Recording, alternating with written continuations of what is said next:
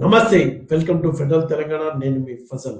ఈరోజు మార్చ్ 14 నదుల పరిరక్షణ దినోత్సవాన్ని ప్రపంచవ్యాప్తంగా జరుపుకుంటున్నారు. ఒక దేశం గాని, ఒక రాష్ట్రం గాని మొత్తం ఎకానమీ అనేది నదులపై ఆధారపడి ఉంటుందని ఖచ్చితంగా చెప్పుకోవచ్చు. అసలు టోటల్‌గా చెప్పాలంటే మనిషి జీవితం నిలబెట్టడంలో నదులు చాలా కీలక పాత్ర పోషిస్తాయి. అంటే పంట సాగు, పంటల ఉత్పత్తి పెరుగుతుంది. చేపల పెంపకం, అలాగే ఉపాధి, ఆ ప్రాజెక్టుల ద్వారా విద్యుత్ ఉత్పత్తి, పరిశ్రమలకు కావాల్సిన నీరు అందించడం, ఇలా రకరకాలుగా ఈ నదులు తెలంగాణలో కూడా కృష్ణా, గోదావరి నదులు, అలాగే మూసీ నది చాలా ప్రజల జీవితంపై చాలా కీలక ప్రభావం చూపుతుంది. అయితే మూసీ నది కాలుష్యం బారిన పడి పూర్వ వైభవం కోల్పోయి ఒక మురికి కాలువలా మారిన ఆ నదిని ప్రక్షాళన చేయడానికి ఎప్పటినుంచో ప్రభుత్వాలు చెప్తున్న మాటలన్నీ కేవలం మాటలకే పరిమితం అవుతున్నాయి కానీ ప్రాక్టికల్‌గా ఒక పరిష్కారం అయితే ఇంతవరకు కలగల. అయితే ముఖ్యమంత్రి రేవంత్ రెడ్డి ఇప్పుడు మూసీ ప్రక్షాళన చేస్తాను అని ఆయన ముందుకొచ్చిన నేపథ్యంలో నిజంగానే ప్రక్షాళన జరుగుతుందా? లేకపోతే ఇది బీఆర్ఎస్ పార్టీ అన్నట్టు ఒక రియల్ ఎస్టేట్ ప్రాజెక్ట్‌గా మిగిలిపోతుందా? అసలు ఈ ప్రాజెక్ట్ మోడల్‌లో ఎలాంటి లోపాలున్నాయి? ఎలా ప్రక్షాళన అనేది ఎలా జరగాలి? ఎలా జరుగుతుంది? అనే అంశాలపై మనతో మాట్లాడడానికి ప్రముఖ పర్యావరణవేత్త ప్రొఫెసర్ బివి సుబ్బారావు గారు ఉన్నారు. ఆయనతో చర్చ చేద్దాం. స్టార్ట్ చేద్దామా సార్? స్టార్ట్ చేయండి. సార్ నమస్తే. నమస్తే సార్, ప్రపంచంలో ఉన్న అత్యంత కాలుష్య నదుల్లో మూసీది 22వ స్థానం.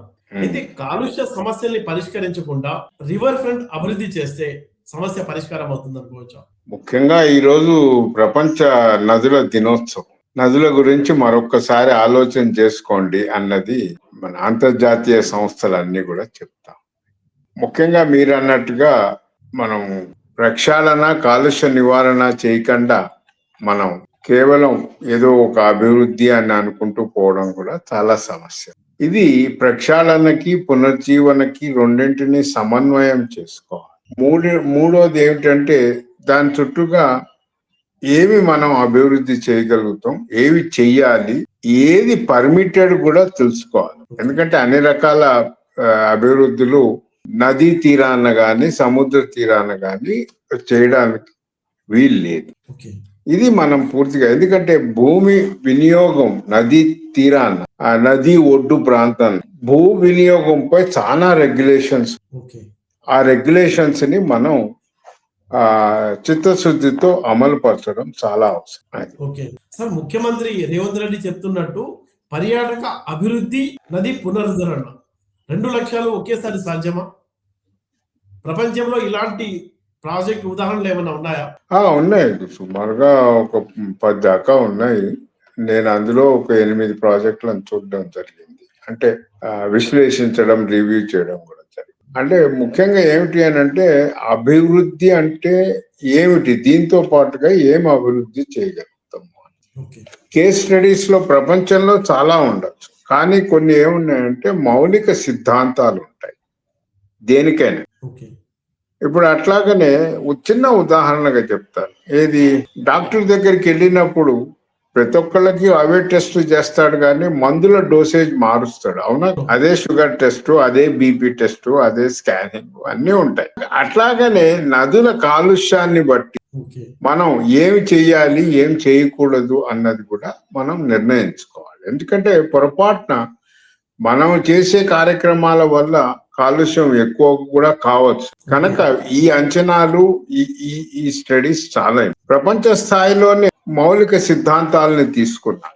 ఏమిటి అని అంటే ఈ రివర్ ఫ్రంట్ డెవలప్మెంట్ అన్నది 1980కి సుమారుగా మొదలైంది అన్నమాట. పెన్సిల్వేనియా, పిట్స్బర్గ్ ఏరియాలో మొదలైనప్పుడు వాళ్ళు ఏదో ఒక కొన్ని ప్రిన్సిపల్స్ ఏర్పరచుకోవాలి వగైరాలు అన్నట్టుగా ముందుకొచ్చారు. ఇందులో ముఖ్యంగా మౌలిక సిద్ధాంతాలు ఏమున్నాయి అని అంటే అసలు ఈ నదుల మళ్ళీ పునర్జీవన, రివర్ ఫ్రంట్ ఎందుకు వచ్చింది అని అంటే చాలా మటుకు డెవలప్ అయిన కంట్రీస్ లో అప్పటికే నగరంలోంచి వెళ్తున్న నదులు కుంచించు ఇండస్ట్రియల్ గ్రోత్ వచ్చేసింది అక్కడ. ఆ ఇండస్ట్రియల్ గ్రోత్ కొలాప్స్ కూడా అయ్యే పరిస్థితి 1980లో రావడంతో అక్కడి ప్రాంతాన్ని తీసుకొని అభివృద్ధి చేస్తూ, అంటే ఎక్కువగా ఏం చేశారు అని అంటే ఓపెన్ స్పేసెస్, అచ్చా. అది ఒడ్డున. అందులో మౌలిక సిద్ధాంతాలు ఏమున్నాయి అని అంటే, మొట్టమొదటిగా నదులకు, నగరవాసులకు, జనాలకి, మానవులకి ఒక కనెక్టివిటీ ఏర్పడాలి అన్న. ఓకే. ఎందుకనంటే ఏమవుతుందంటే, మనం మోడర్నైజేషన్ అయిన కొద్దీ మనం ట్యాప్ తిప్పితే నీళ్ళు వస్తాయి, ట్యాప్ బంద్ చేస్తే నీళ్లు పోతాయి అంతే తెలుస్తాయి. కానీ ఎక్కడి నుంచి వస్తుంది, ఎలా పుడుతోంది ప్రకృతిలో అన్నది ఈనాటి చిన్నపిల్లలకి తెలియదు కూడా. అవునా? అవును. కనుక ఈ నగర పునర్జీవన కార్యక్రమంలో మొట్టమొదటి మౌలిక సిద్ధాంతం ఏమిటి అంటే connecting with the water, connecting with the river. River అని ఎందుకు వచ్చింది అని అంటే, మానవ సమాజాలన్నీ కూడా నదీ లోయల్లోనే. అవును. మూసీ కూడా హైదరాబాద్ నగరాన్ని స్టోన్ ఏజ్ పీరియడ్ నుంచి దీన్ని డెవలప్, ఇది పారుతూ వస్తోంది, మనుషులు పెరుగుతూ వచ్చారు అన్నీ అయినాయి. అవును. ఈ నది ఆధారంగానే హిస్టారికల్ గా కూడా ఒక ప్రపంచ స్థాయికి చెందిన ఒక నగరం ఏర్పడ్డది హైదరాబాద్. అవును. ఆ కాలంలోనే హైదరాబాద్ ప్రపంచంలో 5వ స్థానంలో ఉంది. ఓకే. మొట్టమొదటి పవర్ హౌస్, కరెంట్ ఉత్పత్తి కేంద్రం హైదరాబాద్ లోనే వచ్చింది. అవును. అలాంటివి చాలా. ఒక diamond polishing and pearl polishing, మన ఈ రెండింటిని కృష్ణా బేసిన్ లోనే జరిగింది కదా ఇది కూడా. ఇదంతా గోదావరి, సారీ మనం హైదరాబాద్ బేసిన్, మూసీ ఏరియా ప్రాంతంలో. ఈ రోజు సూరత్ లో ఉన్న పాలిష్ డైమండ్ పాలిషర్స్ అందరు కూడా హైదరాబాద్ చెల్లిన పూర్వీకులే. అలానే ముత్యాలలో అంతగా పాలిష్ చేసి ఒక ముత్యాల నగరం నుంచి ఈ రోజు ప్రపంచ స్థాయిలో ఐటీ సెక్టర్ నగరంగా డెవలప్ అయింది. అవునా? ఎంతమందో చదువుకున్నారు, 14 నేషనల్ రీసెర్చ్ ఇన్స్టిట్యూట్స్ వచ్చాయి, 9 యూనివర్సిటీస్ వచ్చాయి, కొన్ని కోట్ల టర్న్ ఓవర్ తో ఉన్న ఇండస్ట్రీలు వచ్చింది. ప్రపంచంలో ఒక ఫార్మాసిటీ అన్నది హైదరాబాద్ కి. అవును, ఇంత ఇదిగా ఈ నాగరికత ఎకనామిక్ గా డెవలప్ కావడానికి నాంది మూసీ నది. మరి ఇంత జనాభా ఇంత పెరిగి ఇంత చదువుకున్న తర్వాత నదిని మనం పునరుద్ధరించుకోలేము. ఏమి చాలా అవసరం కూడా. అవును. ఏంది ఇది, బిడ్డకి తల్లికి పేగు సంబంధం ఎలాంటిదో నదికి మానవ సమాజాలకి నదులు పేగు సంబంధం. నగర అభివృద్ధుల కోసం నదులు చచ్చిపోవాలి, క్షీణించిపోవాలి, కాలుష్యమైపోవాలి. ఇది నేను ఈరోజు మాట్లాడలేదు. 2015లోనే నేను ఆర్కిటెక్చర్ కాలేజీలో నేను నా మిత్రులు పురుషోత్తం రెడ్డి గారు వర్క్షాప్స్ పెట్టాం. ఏ విధంగా మనం పునర్జీవనం చేస్తూ సహజీవాన్ని మనం ఎలా. కనుక ఒక నది చుట్టుపక్కల ప్రాంతంలో పునర్జీవనము, సుందరీకరణ, అభివృద్ధి అన్నదానికి మౌలిక సిద్ధాంతాలు ఉన్నాయి. దాన్ని మర్చిపోకూడదు. మొట్టమొదటిది నదీ చరిత్ర నగరంతో ఎలా ఉంది అన్నది బయటికి తీసుకురావాలి. రెండోది, ఈ నది మనం ఎలా పునర్జీవనం చేయగలుగుతాము, మోడర్న్ డెవలప్మెంట్ ఎలా భాగస్వామ్యం దీన్ని తీసుకురాగలం. మూడోది, భావితరాల వాళ్ళకి మనం ఈ నది చరిత్రను గురించి మనం ఏమన్నా చెప్పగలుగుతాం అన్నది.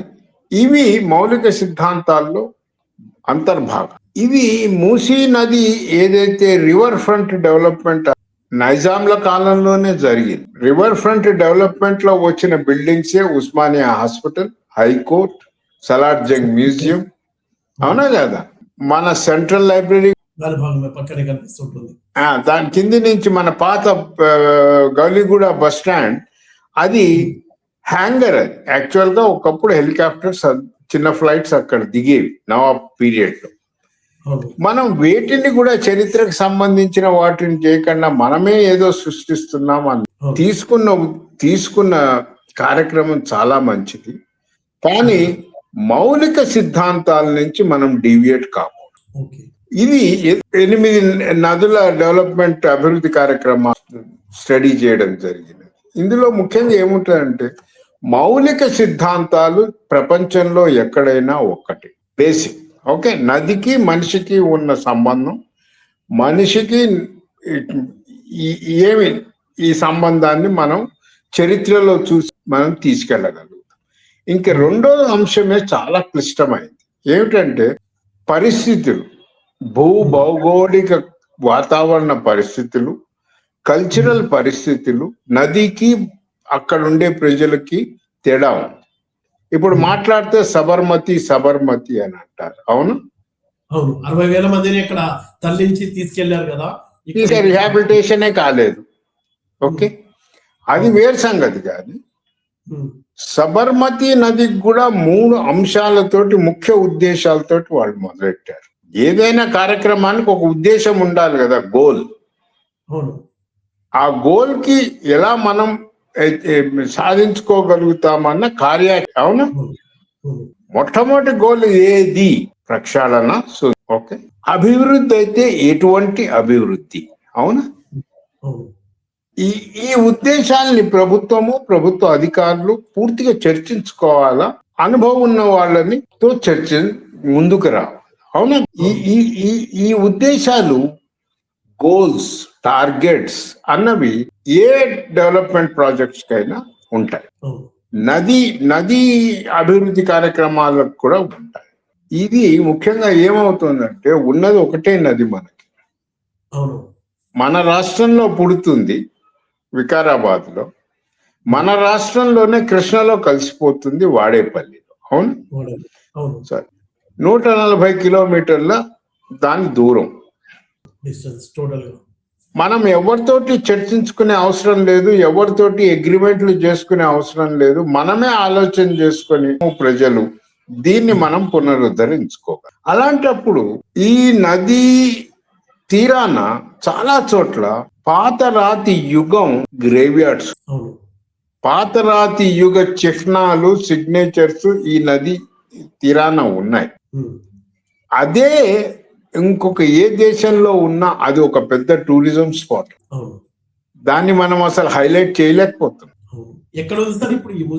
చేవేళ్ల దగ్గర ఉంది, బోయిన్పల్లిలో ఉంది, బోయిన్పల్లిలో ఉంది, హస్మత్పేట్ లేక్.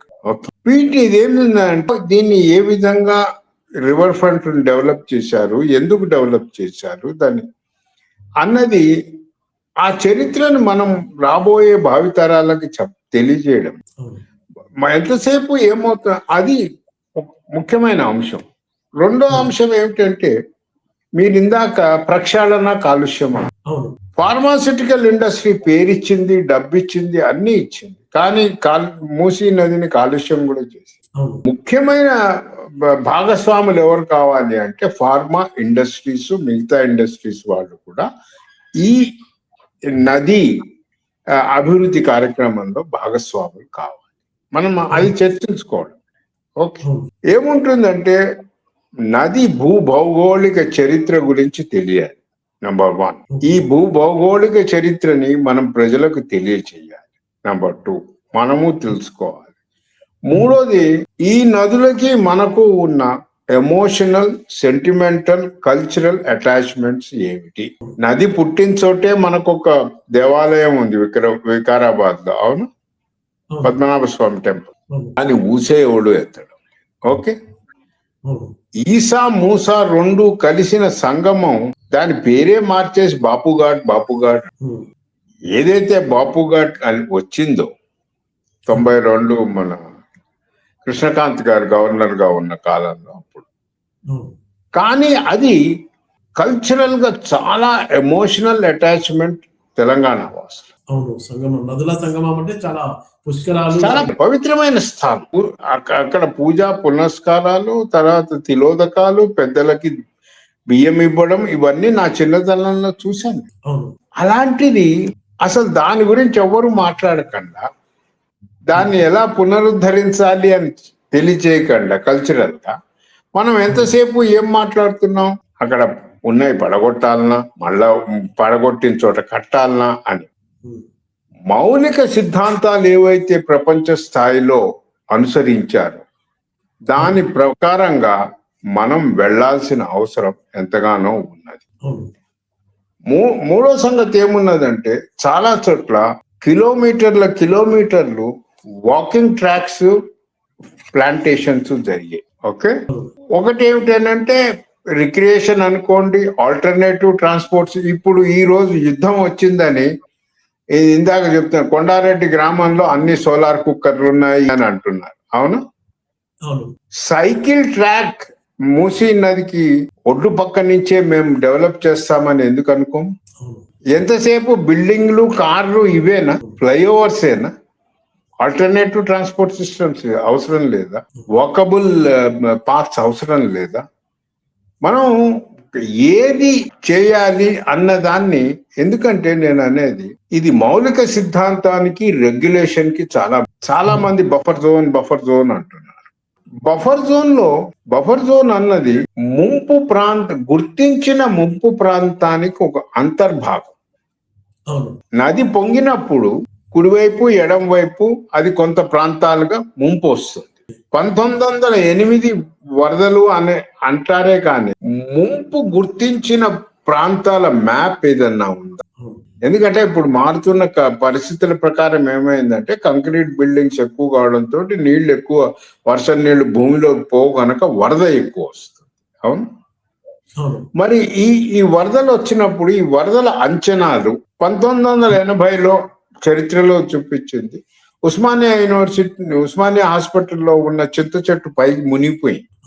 మరి ఇది ఉస్మానియా హాస్పిటల్ దాటిన దాకా వచ్చిందా? బఫర్ జోన్ అన్నది ఒడ్డు దగ్గర నుంచి మొదలెట్టుకుంటే కొంత ప్రాంతం దాకా ముంపు ప్రాంతాన్ని బట్టి, నీటి ఉధృతిని బట్టి బఫర్ జోన్ ని ఫిక్స్ చేస్తాం. జీవోలో కూడా బఫర్ జోన్ అంటున్నాం, కానీ బఫర్ జోన్ లో మొక్కలనే పెంచాలి. ఒకవేళ బఫర్ జోన్ వైలేషన్స్ అవుతే వాటికి ఏమిటి అన్నది ఆలోచన చెయ్యాలి. ఓకే, బఫర్ జోన్ లో మొక్కలే పెట్టాల్సి అన్నప్పుడు ఇవన్నీ బఫర్ జోన్ లో ఉన్న బిల్డింగులు మేము కూడగొడతామంటే పర్మిషన్లు ఎవరు ఇచ్చారు? ఇప్పుడు వీటిని పడగొట్టి మళ్ళీ నేను బిల్డింగ్లే కడతాను అని అంటే అసలు బఫర్ జోన్ అర్థమే మారిపోయింది కదా. బఫర్ జోన్ లో అసలు నువ్వు ఏం చేయలేవు, ఓన్లీ మొక్కలే పెంచాలి. వరద నీటి ఉధృతిని తగ్గించడానికి ఏమవుతుందంటే, నదికి హైదరాబాద్ వాసులకి ఉన్న సంస్కృత జియోలాజికల్ ఈ అటాచ్మెంట్స్ ఎవడు మాట్లాడటం. నదికి మౌలిక సిద్ధాంతంలో ఏముంది? నదులకి ప్రజలకి కనెక్టివిటీ. హిస్టరీలో ముస్లంజంగ్ పూల్ దగ్గర నుంచి మొదలెడితే నారాయణగూడ చిక్కడపల్లి బ్రిడ్జ్ దాకా 14 ఉద్యానవనాలు మూసి ఒడ్డున ఉండేవి. నా దగ్గర ఒక ఫోటోగ్రాఫ్ ఇప్పటికీ ఉంది. ఈ 14 ఉద్యానవనాలు ఆ కాలంలో పబ్లిక్ రేడియో సిస్టమ్. సాయంత్రం 5ంటికి చాలా మంది, ముఖ్యంగా మహిళలు, పిల్లలు, సాయంత్రం న్యూస్, హైదరాబాద్ లో the most popular evening news is ఇలాఖాయే ఖబరే 6 o'clock. మరి ఆ కనెక్టివిటీని పెంచి కార్యక్రమాలు నాకు ఇక్కడ ఏం కనబడడం లేదే. అవునా? ఇది ఏమవుతుందంటే, ముందు మనం మౌలిక సిద్ధాంతాలను తీసుకొని ఆ మౌలిక సిద్ధాంతాలను మన నగరానికి, నదికి జోడించి మనం కార్యాచరణ రూపొందించు. సిఎల్లో పోయి చూసొచ్చి మూసి హిస్టరీను సిఎల్లో నదికి హిస్టరీ తేడా లేదా? చాలా తేడా ఉంటుంది. సబర్మతిలో ముఖ్య ఉద్దేశమే వరద కంట్రోల్.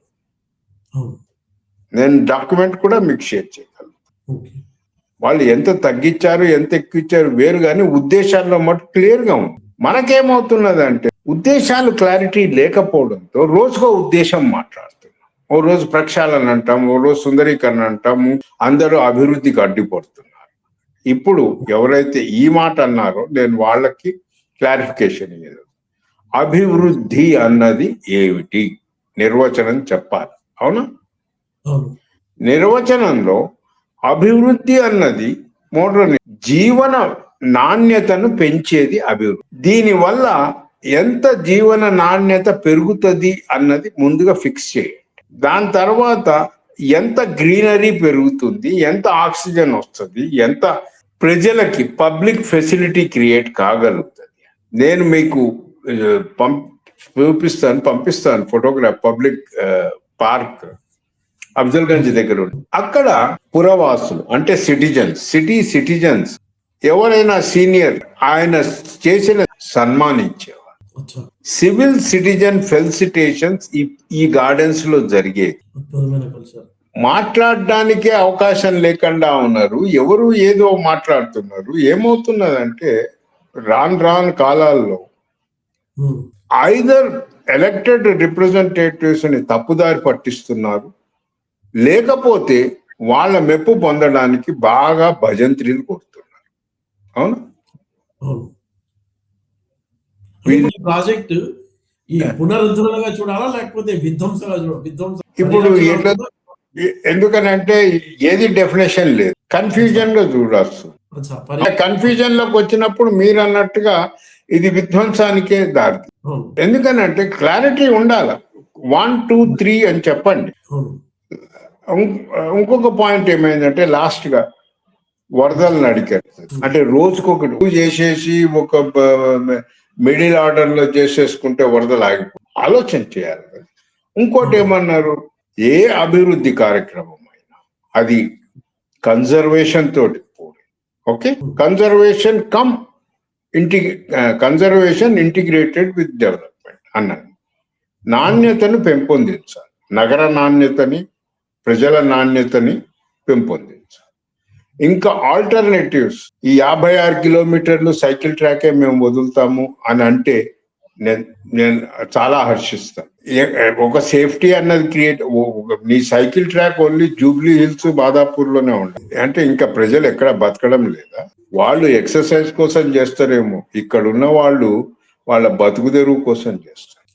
ఎందుకు మనం రీడిజైనింగ్ చేయలేకపోతున్నాం? ఎకో సిటీస్ అని 92లో వచ్చింది. నేను మీ ఛానల్ ద్వారా తెలియపరిచేది ఏంటంటే మౌలిక సిద్ధాంతాలు నగర నది బిహేవియర్ ని బట్టి, నది జియో హైడ్రాలజికల్ ఎకలాజికల్ వీటిని దృష్టిలో ఉంచుకొని మళ్ళీ ఒక్కసారి ప్రాజెక్టు రివ్యూ చేసుకొని తీసుకురండి. ప్రజలు హర్షిస్తారు, మీరు చరిత్రలో మిగిలిపోతారు. అంతేనే గాని మనం ఏదో ఒక జిద్దు మీద కూర్చొని ఏదో అన్నది ఎవరైతే అభివృద్ధి అని ఊరికే మాట్లాడుతున్నారో, నేను మీ ఛానల్ ద్వారా I'm open. I'm an urban hydrologist, okay, environment. 40 ఏళ్ల నుంచి నీటి గురించి నేను పనిచేస్తాను. 12 ఏళ్ల నుంచి ఇండియన్ రివర్ నెట్వర్క్ లో ఒక భాగస్వామిని. అక్రాస్ ద కంట్రీ ఎవరెవరు వర్క్ చేస్తున్నారో నదుల పైన ఐ హ్యావ్ ది, ఓకే. నేను ఇది ఏదో గర్వంగా చెప్పుకోవడం, భగవంతుడు నాకు ఈ అవకాశాలు ఇచ్చాడు గనక నేను ఇవి నేర్చుకోగలను. Okay. Father of hydrology Leopold, USA, 1900 second half of 1950s, 60s లో అర్బన్ హైడ్రాలజీ రాసిన అర్బన్ వాటర్ షెడ్స్ అని ఆఫీసర్లు 92 నుంచి చెప్తూ ఉంటే మీరు కొత్త టర్మినాలజీస్ తోటి వస్తారు వాళ్ళు. సార్, ఏ స్థాయిలో ఉన్నా, ఎంత పెద్దవాళ్ళైనా ఎంత చిన్నవాళ్ళు, learning is a continual process. నేను పెద్ద అడ్మినిస్ట్రేటర్ అయిపోయినా, ప్రొఫెసర్ అయిపోయినా, ఇంకోటైనా అన్నది కాదు. ఇదే నగరంలో Robert Chambers people's participation guide లైన్స్ తీసుకొచ్చినాడు ఆస్కీలో కూర్చొని, అడ్మినిస్ట్రేటివ్ స్టాఫ్ కాలేజ్. మరి ఈ ప్రాజెక్ట్ రూపొందించినప్పుడు పబ్లిక్ పార్టిసిపేషన్ గురించి ఎవరు మాట్లాడటం? ఇప్పుడు ముఖ్యంగా ఏమున్నది అని, కనెక్టింగ్ పీపుల్ విత్ రివర్స్ అన్నది ఎందుకు అంత ఎంఫసైజ్ చేస్తున్నానంటే, మనం బతుకమ్మ రోజు తప్పితే చెరువులకు పోము, అవునా? దీంతో ఏమైతుంది, మనం మళ్ళా ఆ చెరువు నాశనం అయిపోతుంది. ఈ social interaction and environmental interaction అన్నది కంటిన్యూస్ గా ఉండాలి.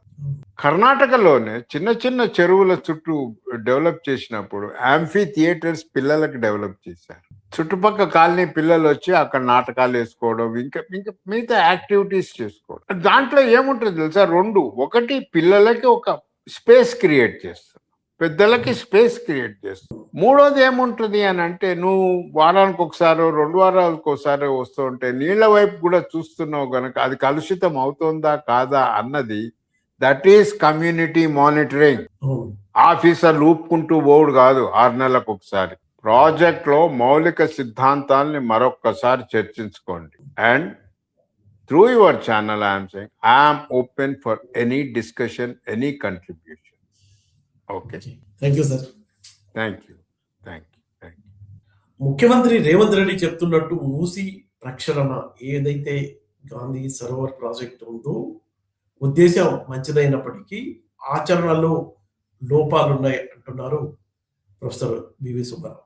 ఇది నది పరిరక్షణ కంటే విధ్వంసం ఎక్కువ జరిగే అవకాశం ఉంది కాబట్టి దీన్ని రీడిజైన్ చేయాలని ఆయన కోరుతున్నారు.